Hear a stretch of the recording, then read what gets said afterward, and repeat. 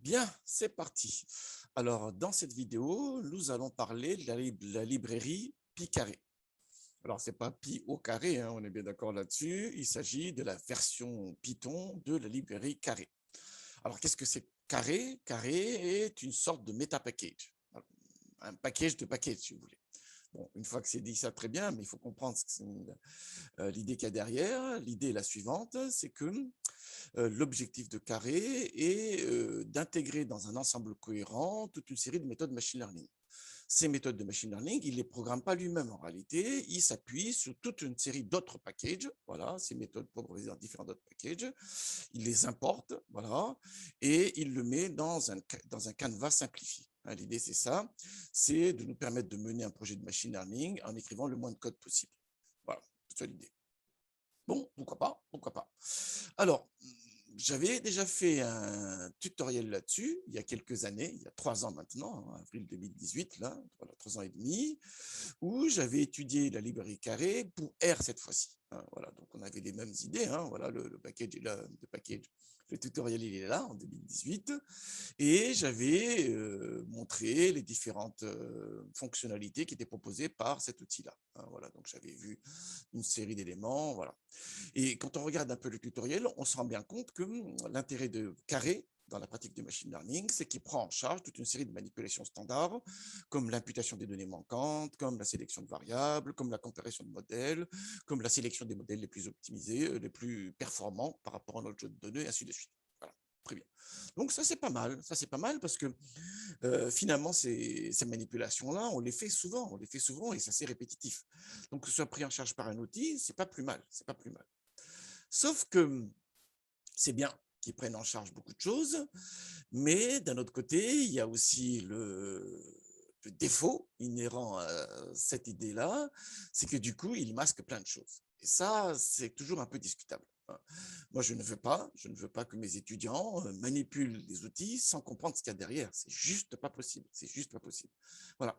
Donc, je suis toujours un peu dubitatif par rapport à ces librairies qui sont censées tout prendre en charge, parce que je comprends l'idée que effectivement, il y a toute une série de manipulations standards qui sont qu'on réalise systématiquement et que lui fait de manière très bien, nickel, d'une traite, ça c'est très bien, je trouve ça très positif. Mais d'un autre côté, le fait qu'il masque toute une série de manipulations, je trouve ça assez dangereux parce que quand on a des résultats et qu'on n'arrive pas à comprendre la portée des résultats, bah, c'est parce qu'on n'a pas compris ce qu'il a fait réellement en interne. Et ça, c'est jamais très bon. C'est jamais très bon parce que quand on veut se projeter sur les résultats qu'on obtient, on a du mal parce qu'on ne sait pas ce qui a été fait réellement. Il faut trouver le bon arbitrage. Il faut toujours trouver le bon arbitrage. C'est ce que je dis tout le temps aux étudiants.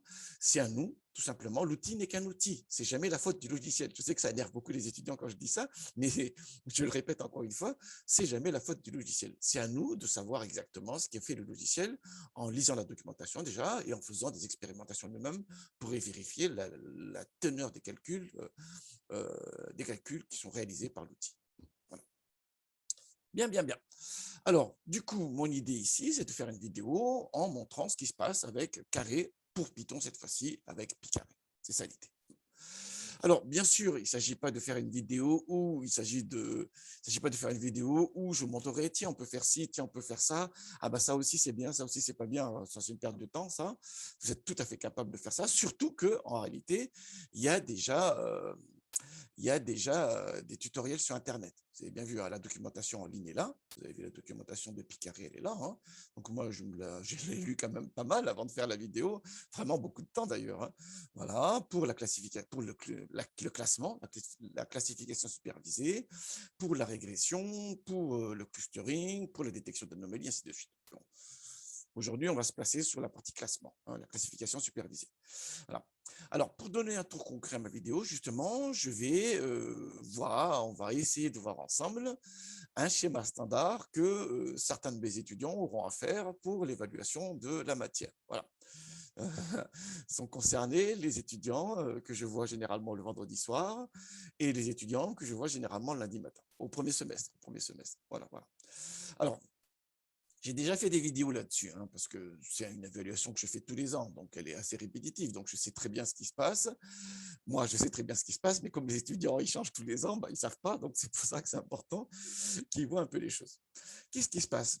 À la dernière séance, j'avais dit qu'on fera une évaluation et l'idée, c'est qu'on fera sous la forme d'une sorte de concours Kaggle. Ce n'est pas un vrai concours Kaggle, hein, parce que je vous demande aussi des interprétations. Je ne vous demande pas de faire des calculs prédictifs purs. Je vous demande aussi qu'on ait une forme de visibilité sur les résultats, notamment sur la portée des résultats que vous fournissez. Alors, l'idée est la suivante, c'est que j'amène une base voilà, qui est étiquetée avec la variable cible qui est là. Vous faites ce que vous voulez avec. Une fois que vous avez créé votre modèle prédictif, je veux qu'on puisse la déployer sur un échantillon sur lequel on a uniquement que la variable on a uniquement que les descripteurs et la variable cible, je l'ai gardée chez moi. Voilà.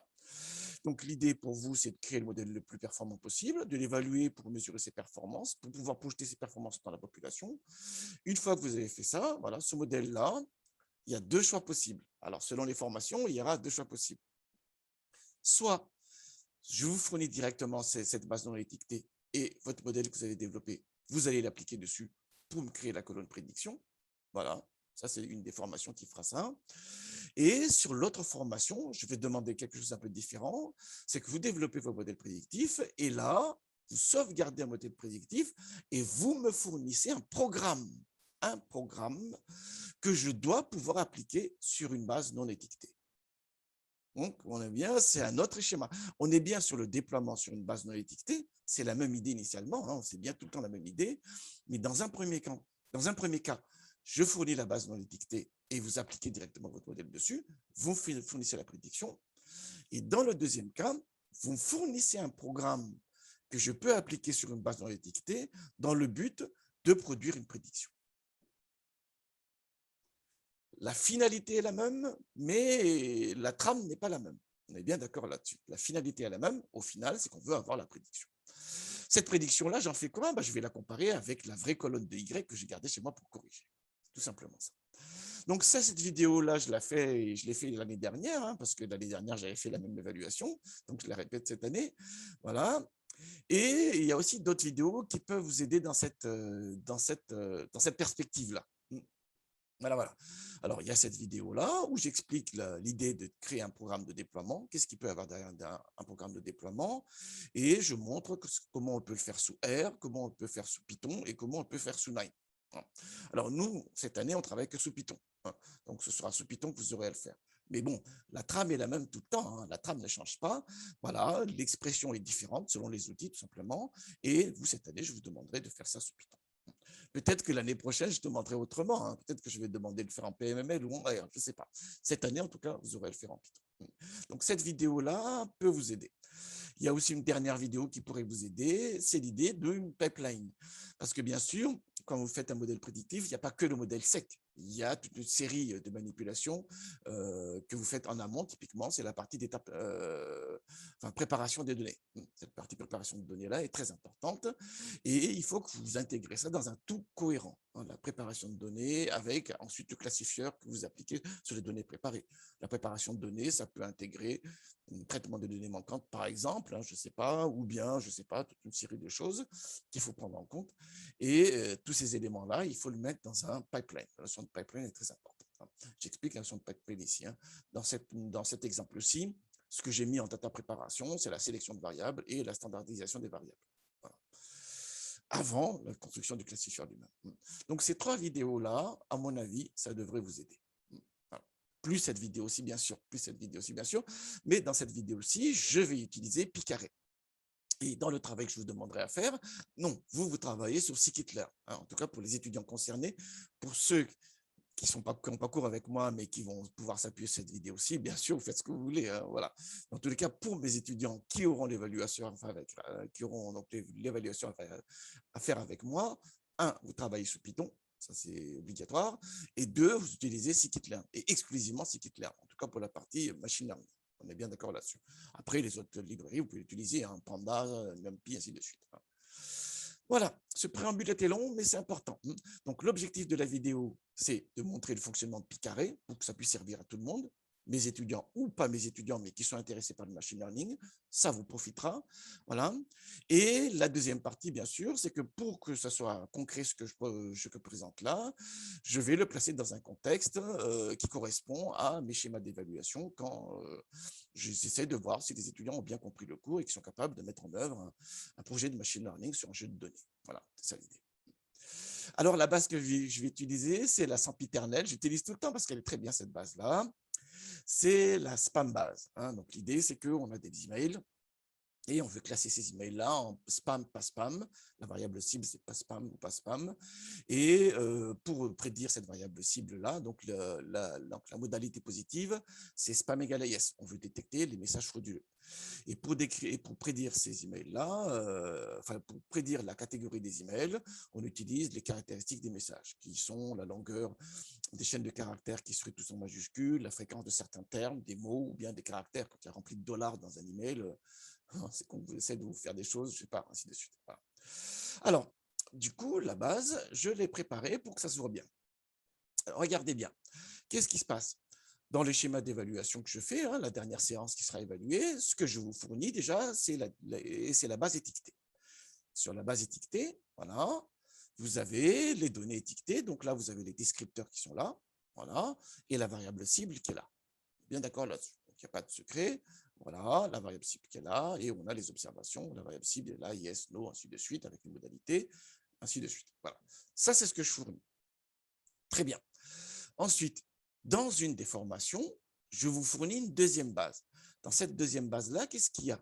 Il y a des individus que j'ai numérotés cette fois-ci pour qu'il n'y ait pas d'embrouille quand je vais faire les vérifications, on est d'accord, hein? Voilà. Et dans cette base-là, il n'y a que les descripteurs. Il n'y a pas la variable cible. La variable cible, je l'ai gardée chez moi pour corriger. On est bien d'accord là-dessus. Très bien. Donc, vous, ce que vous aurez à faire, c'est vous développer votre modèle prédictif. Et quand vous aurez développé votre modèle prédictif, vous l'appliquez sur cette base-là pour créer donc, la prédiction. Donc, dans la prédiction, il doit y avoir deux choses. Voilà.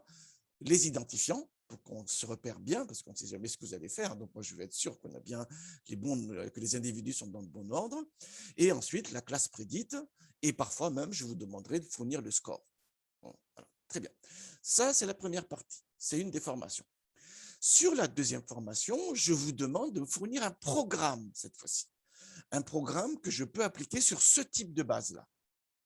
On est bien d'accord là-dessus, hein? Donc, je ne vous fournis pas la deuxième base. Non, non, je la garde chez moi.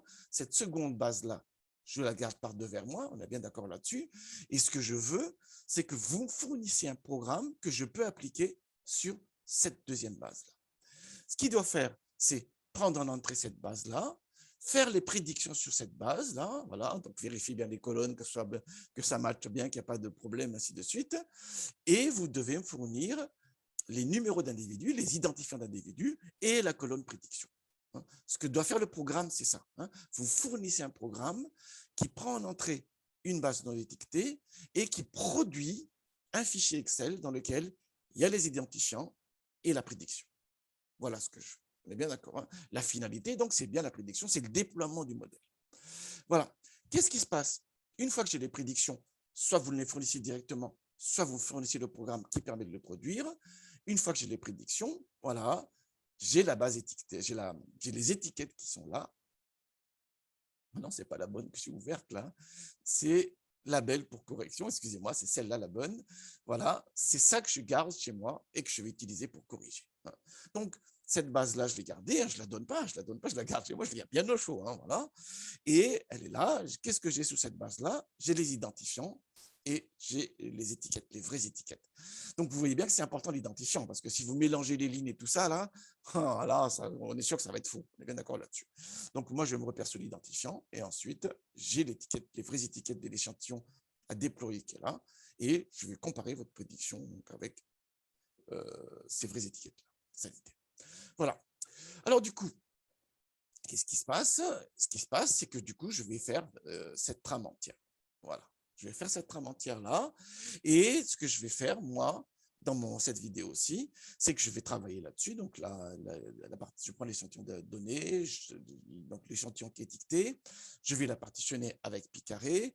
Je vais ici faire deux étapes. C'est un, je vais choisir le meilleur prédicteur. Ensuite, je vais l'optimiser ses paramètres. Une fois que c'est bon, ça, je vais l'appliquer sur l'échantillon de test pour avoir une évaluation de l'erreur de prédiction. Une fois que c'est fait ça, que j'ai un modèle qui me paraît satisfaisant, je vais le sauvegarder et je vais développer un deuxième programme qui peut s'appliquer sur une base comme ceci, voilà, pour prédire la prédiction. Et enfin, je vais développer un troisième programme qui prend cette prédiction-là et qui va prendre les vraies étiquettes que j'ai gardées et qui va les faire matcher pour vérifier les performances du modèle que j'avais développé. C'est ça l'idée. Alors, cette étape numéro 2, du coup, il y a beaucoup de choses là-dedans. Dans l'étape numéro 2, il y a une série d'éléments à faire. Il y a déjà choisir le meilleur algorithme et ensuite optimiser ses paramètres. Et c'est là qu'on voit que Picaré est vraiment performant. Parce que ce qu'on fait avec ça en scikit-learn, il y a quand même pas mal de boulot à faire. Hein. Mais lui, il le fait en une ligne de commande. C'est pas mal. Donc, l'idée de low-code machine learning, c'est vraiment pas mal. Alors, bien sûr, c'est vraiment pas mal, mais on va voir que des fois, il fait des choses qu'on ne comprend pas très bien et qui ne sont pas si optimales que ça. Hein. Et c'est à nous de vérifier ça. C'est à nous de vérifier est-ce que ce qu'il fait convient et est-ce que c'est vraiment intéressant ce qu'il a fait. Il ne faut jamais prendre un outil à l'aveugle et faire confiance aveuglement à un outil. Ce n'est qu'un outil. On est d'accord là-dessus. Bien. Le préambule était long, mais je veux être sûr que tout le monde a bien compris ce que je veux faire. Hein. Surtout que ça a un impact sur l'évaluation de la matière qu'on fera par la suite. Alors, qu'est-ce qui se passe alors? Je vais faire donc la première étape. Là, je reviens ici. Tac, je viens sur la première étape. C'est que je vais faire cette première partie-là. Je vais prendre la base et je vais essayer de développer le modèle le plus performant possible. Et une fois que j'ai trouvé le modèle le plus performant possible avec ses paramètres les plus adaptés par rapport aux données que je manipule, je vais mesurer ses performances. Voilà la première étape. Alors, j'ai préparé le notebook et le notebook, il est là. Voilà, donc on est prêt, on va pouvoir y aller. Alors, en utilisant Picaré, encore une fois, vous, ce n'est pas Picaré que vous allez utiliser. Hein. Vous travaillez avec scikit-learn directement. Mais bon, Picaré ici, j'essaie de montrer ce qui est intéressant de Picaré et ça pourra servir à vous également pour que vous ayez un recul sur les différents outils disponibles et également pour les autres personnes qui sont intéressées par la librairie Picaré. Allons-y alors. Bon, déjà, je cherche Picaré, je vérifie la version. Toujours, hein, quand vous manipulez une librairie, surtout en Python où les mises à jour sont très fréquentes et pas toujours documentées, si documentées, mais il faut trouver la documentation, c'est toujours intéressant de regarder la version de la librairie. Ensuite, je change de dossier, voilà, pas de problème, et je charge les données, voilà, les données étiquetées. Je charge les données étiquetées, une fois que j'ai chargé ici les données étiquetées, il me dit j'ai 3601 observations et j'ai 56 colonnes. Voilà, les variables, très bien, ça c'est les descripteurs, et ils sont tous numériques, et la variable cible, c'est spam. Voilà, avec combien de modalités, voilà, je calcule les fréquences des classes, voilà, il y a 2192 no et 1406 yes. Voilà, donc là également, pas de souci, c'est pas trop déséquilibré. Généralement, quand c'est très déséquilibré, là, il faut s'inquiéter, il faut développer des stratégies spécifiques. Là, il n'y a pas de souci. Maintenant, c'est ici qu'intervient Picaré. Alors, c'est vraiment très spécial. En fait, on va définir une session de travail et dans cette session de travail-là, lui va prendre en charge une série de manipulations standards. Alors, ça, pour bien le comprendre, je ne suis pas allé chez la doc. Hein. Je peux vous dire que j'ai vraiment regardé la doc là et on voit toute une série de choses. C'est ça qui est toujours un peu gênant parce que soit on est patient et on regarde en détail. Voilà, c'est ce que j'ai fait moi. Voilà. Soit on veut aller vite parce qu'on veut avoir des résultats et on lance l'outil et après, on n'a aucune visibilité sur la teneur des résultats. Il faut faire attention. Bon, il faut un peu voir entre les deux. Hein. Moi, j'ai tout mon temps ici devant ma vidéo, mais vous êtes en temps restreint, donc il faut voir. Hein. Voilà, très bien. Alors, qu'est-ce qui se passe, par exemple? Il y a des paramètres comme bon, les données, pas de souci. Ensuite, dire quelle est la variable cible dans les données, pas de problème également. Déjà, donc, la partition ici, apprentissage test, il le prend lui-même en charge. Voilà. Donc, on n'a pas besoin, si, c'est à nous de spécifier ici le pourcentage, mais il le prend en charge directement. Et donc, cette partition-là, en fait, il le fait directement lui-même déjà. Il le fait directement lui-même. OK. Dès le setup, dès ce qu'il appelle setup. Autre élément important, il fait des imputations. Donc, s'il y a des données manquantes, il prend en charge lui-même. Comment il le fait? Il faut regarder la documentation. Il faut vraiment regarder la documentation, comment il le fait. Hein. Voilà, vous avez toute une série de choses dedans. Et moi, dans ce que j'ai regardé, alors je vais revenir sur mon code, typiquement, je veux que la partition apprentissage test se fasse de manière stratifiée pour que la proportion des classes soit respectée dans les 12 sous-ensembles. Voilà. Quand il fait de la cross-validation, c'est ce qu'il fera quand il optimisera les paramètres. Hein. Voilà, je veux qu'il fasse une cross-validation en 5 blocs. Voilà. Et le session ID, en réalité, c'est le numéro de session de votre travail. Ça permettra de spécifier les valeurs de random stat quand il fera appel à scikit-learn, par exemple. Voilà. Très bien. Donc, vous voyez bien, hein, ça, c'est les données que je vais manipuler. Je veux qu'il fasse une normalisation. hein, comme je ne sais pas la méthode qu'il va utiliser et que j'ai vu que dans Spam base, il y a des variables, certaines sont des fréquences relatives et puis d'autres, c'est des entiers. Les échelles ne sont pas exactement les mêmes, donc je veux qu'il fasse une normalisation. Voilà, donc il va le faire lui-même, hein, voilà. Il va l'intégrer dans son pipeline interne de normalisation. Ici, la variable cible, c'est spam, prime 16 égale 0.7, 0.30 du coup pour le test 16. Je veux que quand il split les données en apprentissage test, il fasse un tirage stratifié pour respecter les proportions des classes. Quand il fait une cross-validation dans la partie ici de l'optimisation des paramètres, dans cette partie-là, voilà, il fera des 5 folds. Parce que pourquoi? Parce qu'il va tester plein de méthodes. J'ai beaucoup d'individus, enfin, j'ai pas mal d'individus, il y a beaucoup de méthodes à tester, le nombre de paramètres, il y en a pas mal également, donc je ne veux pas que ça prenne trop de temps, donc je diminue à 5 le nombre de folds, voilà. Et le dernier point important, c'est le session ID, ça me permettra, c'est la version, c'est la valeur que je mets là, qui va utiliser comme random stat pour les différents algos qu'il va appeler. Allons-y, j'exécute. Très bien, donc il est en train de préparer la session de travail, il appelle ça une session, et nous avons ici. Alors, je ne vais pas le faire ici, mais non, quand vous manipulez ce type d'outil, je vous conseille de vous astreindre à regarder les différents items qu'il a mis en place. Vous avez bien vu, hein? Donc déjà, il y a 55 variables, très bien, l'original data. Ici, le label encoded, regardez bien, il a codé 0 la modalité no, et là, il a codé 1 la modalité yes. Voilà, il sait bien que la variable cible, il y a 2 modalités, et il a codé 0 la modalité no et 1 la modalité yes. Très bien, donc il faut le savoir, ça. Il faut le savoir, ça, parce que les résultats qu'on va voir après, l'interprétation qu'on pourra faire des différentes courbes, cette connaissance-là peut nous servir. On voit qu'il n'y a pas de données manquantes, très bien ici, numérique futur, on a 55. S'il y avait des variables catégorielles, il fallait les spécifier dans une liste. Ça, c'est important. Donc, s'il y avait des variables catégorielles, il fallait les spécifier dans une liste. On peut le voir ici, categorial features, là. Bon, moi, je n'en avais pas, donc je n'ai rien spécifié. Mais si dans votre base, vous avez des variables catégorielles, il faut les spécifier ici, la liste des variables catégorielles qu'il y a dans la base. Parce que on ne sait pas ce qu'il va faire, mais il en a besoin pour le savoir. J'imagine qu'il va faire un one-note encoding. Hein. Peut-être qu'il va faire un codage 0.1, hein. Mais je ne sais pas ça. Hein. C'est à vous de regarder dans notre documentation. C'est à vous de regarder dans la documentation. Très bien. On voit également normalise égale à true, c'est ce que je modifiais, voilà. Et s'il y a une collinéarité parfaite entre les variables, il va enlever les variables. Laquelle il enlève, on ne sait pas, hein, mais on sait qu'il va la traiter. Très bien. Alors, il y a toute une série de... il faut regarder. Il faut regarder. Bon, pour l'instant, moi, je ne fais pas de sélection de variables. OK. Une fois que c'est fait ça, donc il a créé l'environnement, donc il a une connaissance sur les données qu'il peut manipuler. Voilà, qu'est-ce qu'il fait? On va lister les algorithmes qu'il peut utiliser dans ce canevas-là. C'est ce que je fais ici. Et il me dit que dans ce canevas-là, on peut utiliser une série d'algorithmes comme la logistique régression, les plus proches voisins, naive Bayes, les arbres de décision, SVM, ainsi de suite. Et c'est là que je dis que c'est un meta-package, parce qu'en réalité, ces méthodes-là, il n'y en a aucun qui programme lui-même. Aucun. Hein. Il va s'appuyer en très grande partie sur scikit-learn, mais il y a aussi XGBoost qui va utiliser l'IGBM ou CatBoost. Voilà. Très bien. Hein. Donc, les algorithmes de machine learning qui sont appliqués sur les données, non, il ne les programme pas lui-même. Hein. Il va faire appel à d'autres librairies. Donc, il faut que ces librairies soient installées, bien sûr. Bon. Sur Anaconda, la plupart sont installés par défaut, donc il n'y a pas de souci là-dessus. Mais si ce n'est pas installé, si vous utilisez une autre distribution et que les librairies ne sont pas installées, c'est à vous de les installer. Très bien. OK, voilà. Donc, on a bien ce qu'il faut ici. Bon, c'est les librairies que j'ai testées pour la plupart, on connaît très bien, donc il n'y a pas trop de difficultés là-dessus. Voilà. Donc, du coup, je lui dis compare modèle. Donc là, on est bien à ce stade-là et je vais lui demander de comparer différents algorithmes pour choisir celui le plus efficace. Donc, c'est ce que je fais là. Regardez bien, je dis compare-moi les modèles, prends les 3 meilleurs, voilà.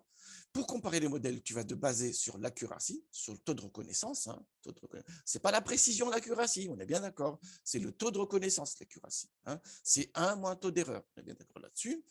Et parmi les modèles disponibles là, je ne veux pas que tu utilises CatBoost. Alors, ce n'est pas de l'ostracisme vis-à-vis de CatBoost, c'est tout simplement, j'ai fait des tests avant, et CatBoost est assez lent. sur mon jeu de données, sur le jeu de données qu'elle a. CatBoost est assez lent et je ne veux pas rester devant ma vidéo, attendre qu'il fasse ses calculs. C'est pour ça tout simplement que j'ai exclu CatBoost ici. C'est juste c'est pur pragmatisme. C'est comme il est assez lent sur mon jeu de données et que du coup, ça va prendre du temps. Je ne veux pas que ça empiète sur la vidéo, que ça fasse des temps morts. C'est juste pour ça que je ne l'ai pas fait. D'accord là-dessus. Voilà, donc je lance ces calculs et regardez. Il fait bien la 5 cross-validation parce que le nfold, j'avais mis à 5 tout à l'heure. Et il est en train de tester les différentes méthodes et il fait son classement. Très bien. Alors voilà, il a fini. Parmi les différentes méthodes possibles, celle qui lui paraît le plus intéressant, c'est le extra-tree classifiers. Voilà. Apparemment, c'est ce qui lui paraît le plus intéressant. Au sens de l'accuracy. Au sens de l'accuracy. Très bien, hein, on a l'accuracy maximum ici. Hein, c'est au 94,68. Voilà. Mais on voit bien que au moins les 5 premières méthodes là se tiennent dans un mouchoir de poche et qu'il suffit d'un rien, on change un peu d'échantillon et on aurait un classement différent. Donc on voit très bien, c'est pour ça que ce tableau est si important que ça, parce qu'on a en fait des blocs de méthodes, on a des familles de méthodes. Ce qui marche bien ici en réalité, c'est les méthodes ensemblistes, on voit très bien ici. Les 5 premiers du classement sont des méthodes ensemblistes en réalité. Après, on a d'autres méthodes par la suite. Voilà, ça donne une idée. Donc, c'est toujours dangereux ça. Hein. Si on n'a pas ce type de tableau, on va se dire, ah, c'est extra-tree. Hein, c'est une sorte de random forest extrême, si vous voulez. Extra-tree qui est excellent. Mais en réalité, non, il y a une série de méthodes et que là, ça tient à la 3e décimale, la différence. 3e décimale, c'est pas non plus, on va pas s'énerver sur la 3e décimale. Hein. Voilà. Alors, ce qui est intéressant également, c'est qu'il nous donne une série de visibilités sur les autres critères. Donc, on voit que extra-tree est meilleur sur accuracy, qui était le critère qu'on souhaitait privilégier, mais qu'il y avait d'autres critères possibles et qu'on voit également qu'il est bon sur d'autres critères. Hein, voilà. F1 score, Kappa, ainsi de suite. Hein. Si le critère était l'AUC de la courbe ROC, c'était plutôt le lead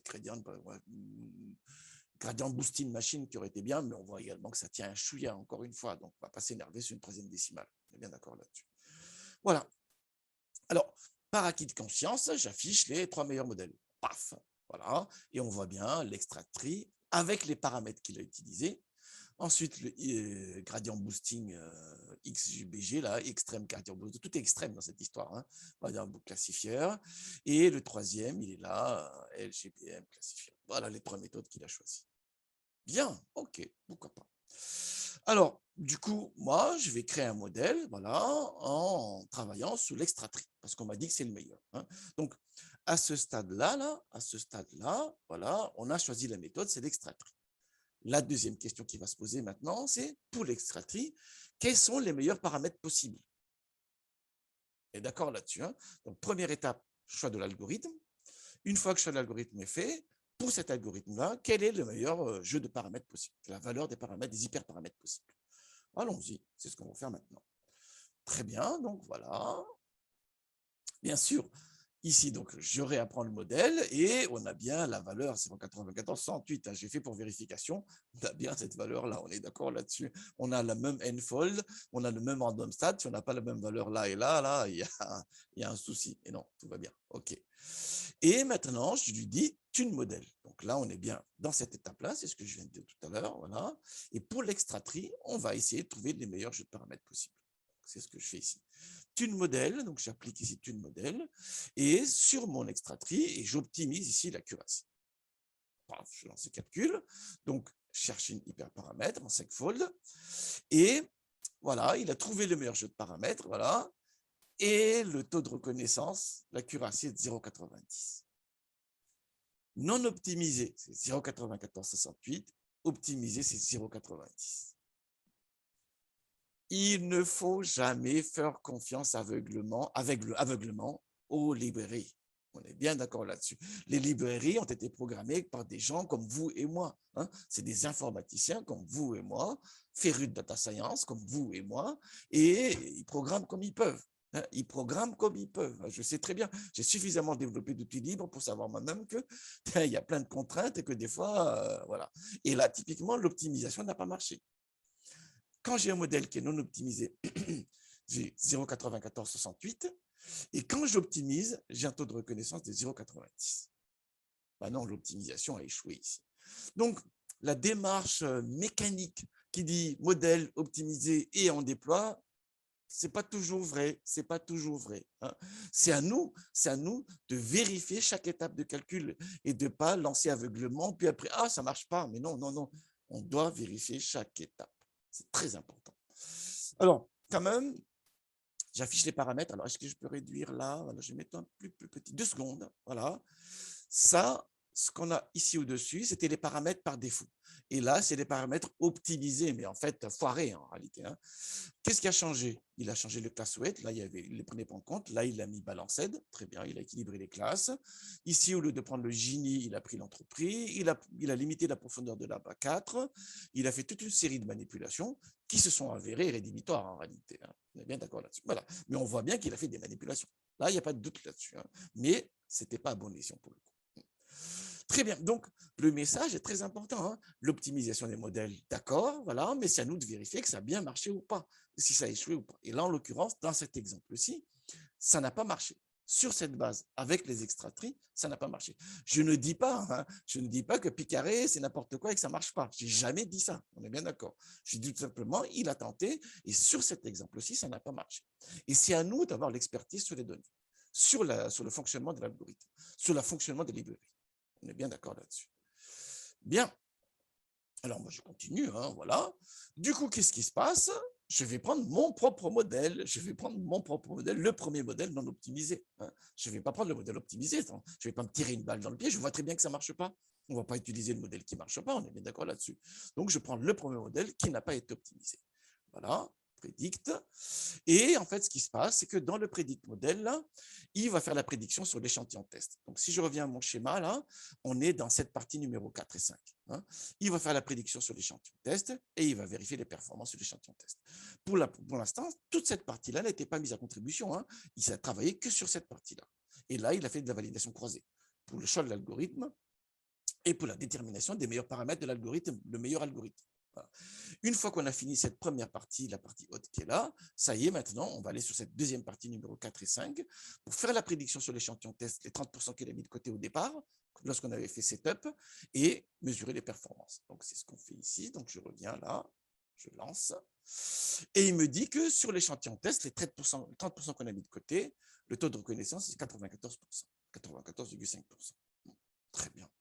Donc, si j'applique mon modèle dans la population, pour chaque individu à classer, j'ai 94,5% de chance de le classer convenablement. Voilà ce que je veux dire. Hein. Voilà ce qui se passe. Donc, dans mon échantillon de déploiement que je garde chez moi, là, je peux m'attendre à ce type de performance. On est d'accord là-dessus. Qu'est-ce qu'il reste à faire? Alors, on peut afficher aussi, il y a des outils pour afficher les graphiques, des sorties graphiques. Là, c'est la matrice de confusion. J'affiche mon, c'est genre pour mettre des couleurs. On est bien d'accord là-dessus. Ça n'a aucun intérêt par rapport à la matrice de confusion conventionnelle. Voilà. Et on peut aussi afficher l'importance des variables. Ça, c'est intéressant quand on veut interpréter les résultats. Ça, je le demanderai. Ça, on est bien d'accord là-dessus. Hein. Voilà. Donc ici, c'est étrange également, il est en train de me dire que les variables, donc la variable la plus pertinente, c'est la fréquence du terme your. J'ai du mal à comprendre. Pour discerner les spams des non-spams, ce serait le terme your qui est le plus pertinent. Pourquoi pas? Hein. Je n'ai pas d'expertise sur la base, mais bon, on peut s'interroger en quoi ce terme-là est discriminant. Ensuite, le deuxième, là, on comprend mieux, c'est la longueur des mots les plus longs en majuscules. Là, oui, vous recevez un email, il y a plein de majuscules dedans, vous savez très bien que c'est une embrouille. Hein. Pareil également, la fréquence du point d'exclamation, la fréquence du terme dollar. Hein. Ça également, oui, c'est des marqueurs forts pour distinguer les emails, ainsi de suite. Voilà, voilà. Alors, on sait également qu'à un moment donné, je vous demanderai de faire la courbe de gain. Vous faites en scikit-learn, on est bien d'accord là-dessus, hein, mais on peut le faire directement ici avec une commande. C'est vrai que carré, c'est pas mal là-dessus. Hein. Ça nous libère toute une série de manipulations extrêmement, pas si complexes que ça, mais bon, qu'il faut se palucher. Là, il le fait en une commande. Donc, je fais la courbe de gain et dans la courbe de. En fait, il fait deux courbes de gain, une pour chaque classe. Nous, la classe 1, c'est ce qui nous intéresse. Hein, c'était le yes. Donc, c'est la courbe verte qui nous intéresse ici. Donc, la courbe bleue, on aurait pu se dispenser. J'ai cherché un peu, mais je n'ai pas trouvé comment enlever la courbe bleue parce que je n'ai pas envie d'avoir deux courbes. J'en ai besoin que d'une seule. On me demande qu'une seule, pourquoi j'en mets deux? On est d'accord là-dessus. Donc, il fait les deux. Nous, dans notre exemple ici, c'est le yes qui nous intéresse et c'est la courbe verte. Parce que n'oubliez pas que lorsqu'on avait fait le setup, là, il avait bien dit Yes, c'est le 1 et le no, c'est 0. Donc, c'est bien la courbe yes 1 qui nous intéresse. Bien ici. Bien. Et dernier élément, il dit, une fois qu'on a défini le modèle, qu'on a optimisé tout ça, ce qui sert. Donc, 2 secondes, je reviens en arrière. Ici, une fois que ici, la matrice de confusion, il a calculé sur l'échantillon test, sur les 30% qu'on a laissé de côté, et la courbe de gain, il les a aussi calculées sur l'échantillon test, sur les 30% qu'on a mis de côté. On est d'accord là-dessus. Hein. Très bien. Donc, on est bien sur cette partie numéro 4 et 5. D'accord là-dessus. Alors, je reviens à mon affaire. Il a dit, une fois qu'on a développé le modèle et tout ça, on va créer le modèle. Ce serait ballot de faire un modèle qui n'exploite pas toute l'information disponible. Donc, on va créer le modèle sur la totalité de l'échantillon. Bon, ok, pourquoi pas, oui, effectivement, le raisonnement se tient tout à fait là-dessus. Mais bon, on peut toujours se demander, est-ce que le meilleur modèle qu'on a créé sur les 70% est aussi le meilleur modèle qu'on aura créé sur la totalité des individus? Et l'évaluation des performances qu'on avait sur le 30%, c'est plus l'évaluation de performance qu'on a sur le modèle qu'on a créé sur la totalité des individus.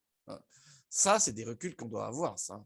On est bien d'accord là-dessus. Mais bon, lui, il propose cela. Donc, il dit, on finalise le modèle définitif, on finalise le modèle en l'appliquant sur la totalité des données disponibles. Et je comprends cette idée de je ne veux pas gaspiller l'information, il faut que j'exploite tout le monde. Mais ce que je dis, c'est que du coup, les accuracies que vous obtenez là, il est calculé sur la base du modèle qui a été créé sur l'échantillon d'apprentissage. On est d'accord là-dessus. Et qui est appliqué sur l'échantillon test. On a une estimation non biaisée ici. On est d'accord? Parce que l'échantillon test n'a pas participé à la construction du modèle. Vous dites, je ne veux pas gaspiller les données, je veux construire le modèle définitif sur la totalité des données. Je suis d'accord là-dessus. Mais le taux de reconnaissance, l'accuracy que vous avez là, il ne donne pas une indication sur la performance du modèle que vous avez construit sur la totalité des données. On est absolument d'accord là-dessus. Hein. Faites bien attention à cet aspect-là. Bon, moi, en tout cas, je le fais quand même parce que c'est ce qu'il propose. Hein. Voilà. Et une fois qu'il a fait le modèle définitif, donc il a appris sur les 3601 observations, je vais sauvegarder le modèle. On est bien ici, là, cette fois-ci. On est à cette partie-là, c'est que je vais sauvegarder le modèle. Alors, encore une fois, hein, ce qui correspond, c'est dans les vidéos que j'avais fait auparavant, c'est l'idée de pipeline. On est en train de sauvegarder donc tout le pipeline. Et là, ce qui est intéressant, c'est que je n'ai pas créé le pipeline moi-même. C'est Carré qui prend en charge tout, qui fait la normalisation des données, qui fait, s'il y avait une sélection de variables, il l'aurait fait lui-même.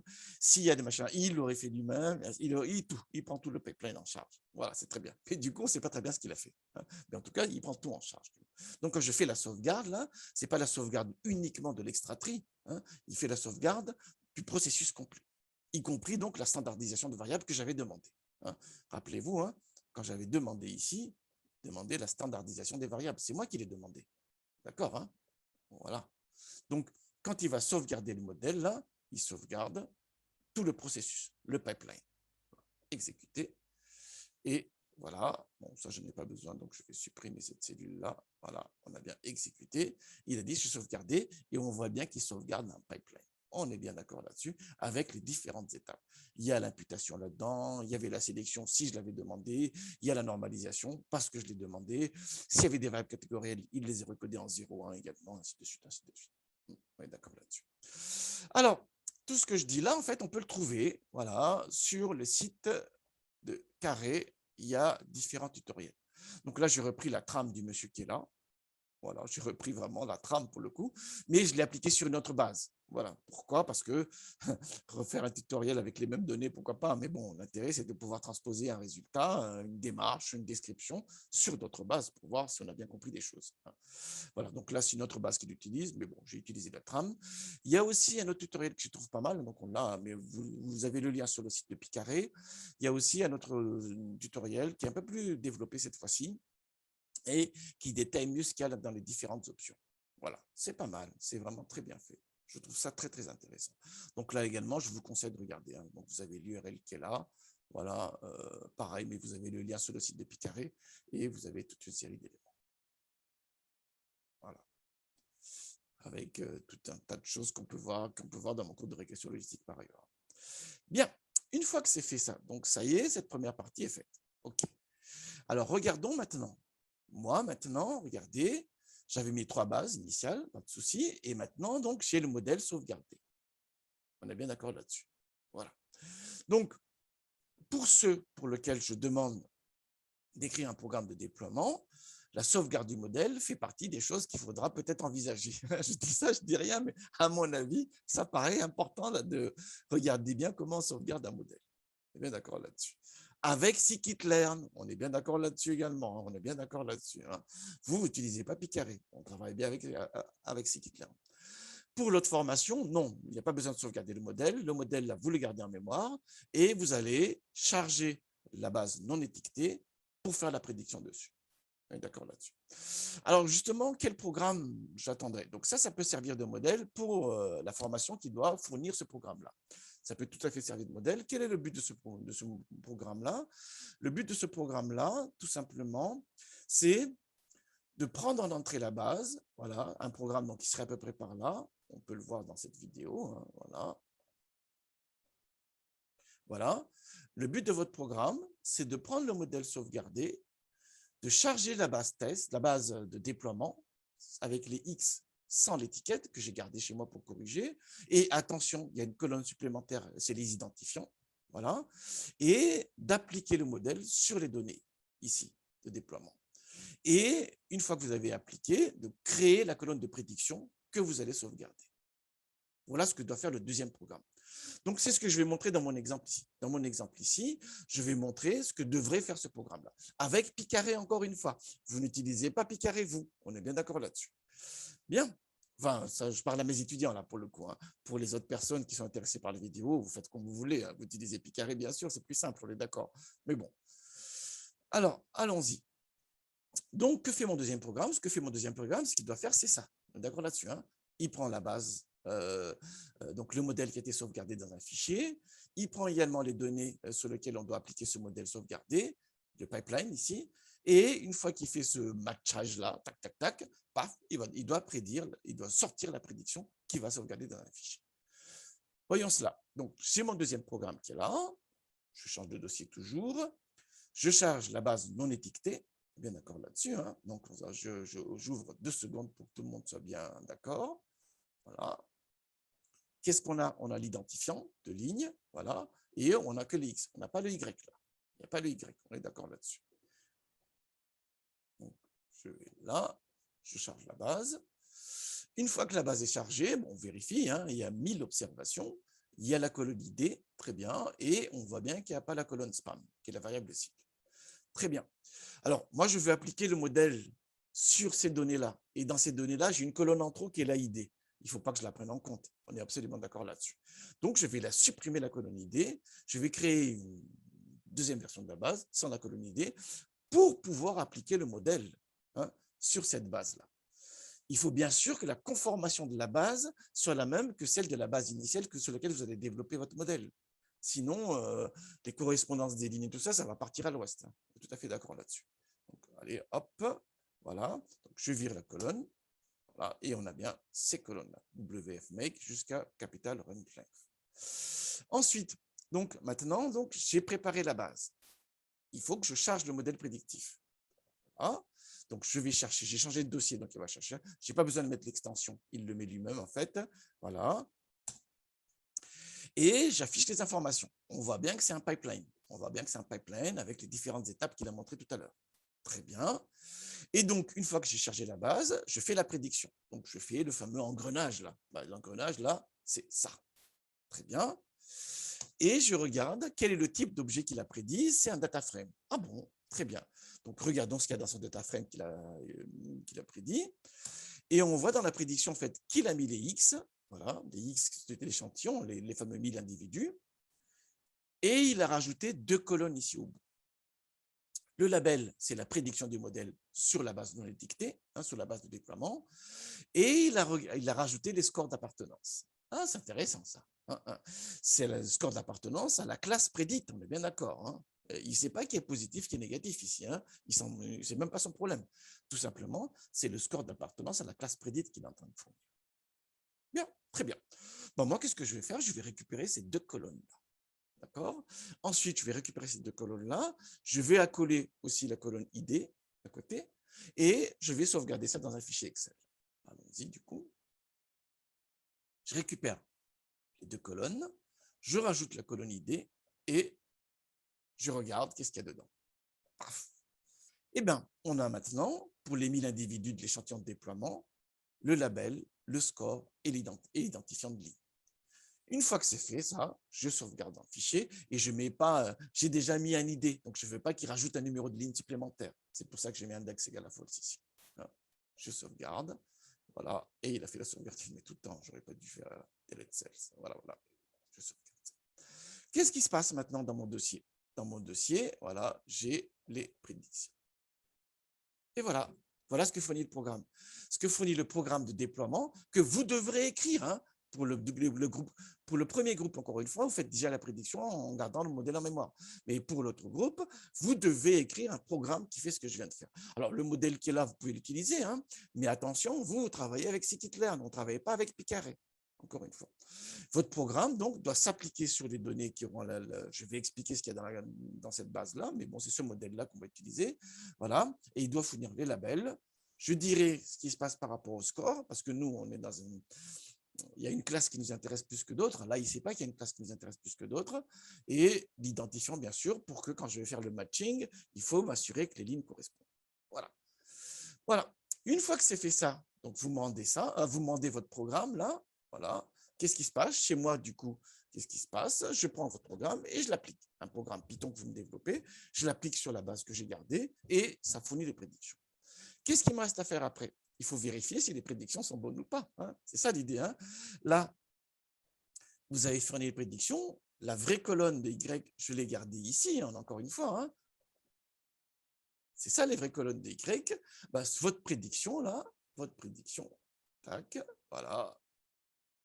Je vais la confronter avec, ça c'est votre prédiction avec les idents, ça c'est le vrai Y, je vais confronter les deux.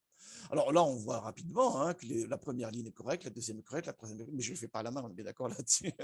Mais bon, on voit quand même que ce n'est pas trop mal, c'est pas trop mal. Bon, on verra pour la suite, hein, il y en a 1000. Là. Donc on ne va pas commencer à les regarder à la main, on va les compter manuellement, on est d'accord là-dessus. Voilà. Donc, j'aurais pu le faire sous Excel. J'aurais pu le faire sous Excel. J'ouvre les 2 fichiers, je fais copier-coller, et ensuite je fais un tableau croisé. J'aurais pu le faire.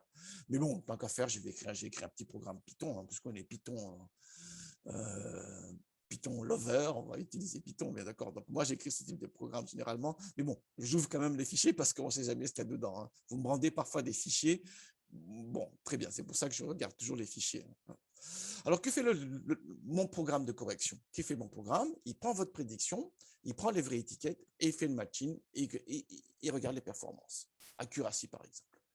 Donc, qu'est-ce qui fait mon programme? Donc, ça, c'est à moi, ça. C'est ce que je garde chez moi pour corriger votre travail. Hein. Voilà. J'importe, je charge de répertoire. Ensuite, je charge vos prédictions. Donc, la prédiction qui a été fournie par votre programme. Voilà. J'affiche les premières lignes par sécurité, mais bon, on avait vu sur Excel tout à l'heure. Ensuite, je charge les étiquettes que j'ai jamais données. Hein. Les étiquettes, je les gardais à la maison, hein, systématiquement. Donc, je charge le fichier cette fois-ci. Voilà, très bien. J'affiche les premières lignes et on avait vu que les 5 premières prédictions étaient plutôt correctes. Hein. Voilà. Et ensuite, je fais le matching entre les idées déjà pour vérifier que vous n'avez pas changé l'ordre des lignes. C'est très important. Si les ordres de ligne ne concordent pas, je ne peux pas corriger, c'est impossible de corriger. Je suis tout à fait d'accord là-dessus. Donc, tout simplement, je fais la somme des différences qu'il peut y avoir entre les 2 lignes. Donc, si elle est égale à 0, si les lignes concordent, allons-y, vérifions ça. Et bien voilà. Donc, très bien. Donc, ça, c'est nickel. Donc, les 2 fichiers concordent bien. Donc, je peux maintenant vérifier que les performances. Et qu'est-ce qui se passe? J'appelle la fonction matrix d'accuracy score. Voilà. La fonction accuracy score de matrix de scikit-learn. Et voilà. Donc, quand je prends le modèle que vous avez fourni, hein, que fournit votre programme, voilà. Quand je prends le modèle et que je l'applique dans la population, j'ai 96% de chances de prédire correctement. Voilà. Et ça, c'est un de mes critères d'évaluation. Donc, vous êtes répartis en groupes, hein, ça j'ai expliqué, ça, mais je vais le réexpliquer encore une fois. Vous serez répartis en groupes, chacun vous allez rendre votre travail, je regarde la trame, donc vous allez prendre un notebook, hein, le notebook, je vais bien regarder ce qu'il y a dedans, on va regarder ainsi de suite. Et parmi mes critères d'évaluation, il y aura la performance sur la base que j'ai gardée par devers moi. Regardez, est-ce que votre modèle est performant ou pas? Voilà. Et ça me permet de faire une hiérarchie des groupes, des différents étudiants pour savoir qui a créé le modèle le plus performant. Ça permet de faire des hiérarchies, voilà, et ça rentre dans mon système de notation. Je prends en compte ça dans mon système de notation.